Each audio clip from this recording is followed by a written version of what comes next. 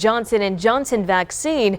News 4 Tucson's Eric Fink joining us live from the south side with more on today's meeting. Eric, what are you learning tonight?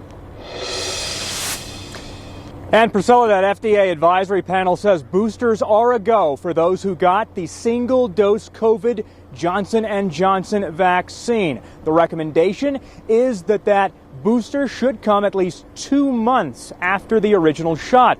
But should J&J folks actually get the J&J booster? One recent study says it's best to mix and match.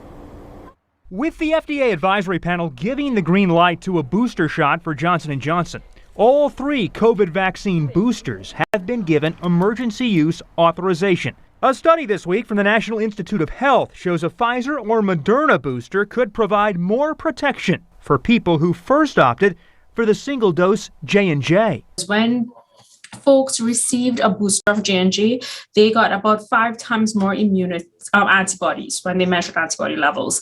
But when they mixed and matched it with an mRNA vaccine, they showed about 50 times more antibody response. In J&J, the efficacy in terms of preventing disease was not as effective as Pfizer and Moderna.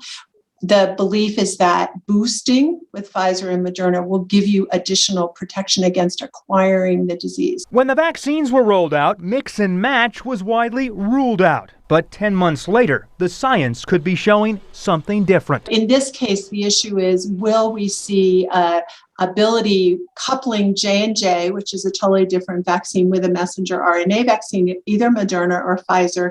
If we do mRNA, are we more likely to prevent disease from occurring? So you're less likely to get COVID. A CDC advisory committee is expected to meet next week to give more guidance. I think there's going to be confusion because we know the scientific evidence is saying that antibody response is greater with a mix and match, but we will have to follow the rules outlined by the FDA and CDC.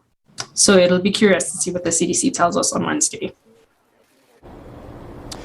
And mixing and matching vaccines would require an amendment from the FDA on current COVID-19 vaccine authorization and the green light from the CDC. We will keep you posted on all of this. We're live tonight here on the south side of the Pima County Health Department. I'm Eric Fink, News 4 Tucson.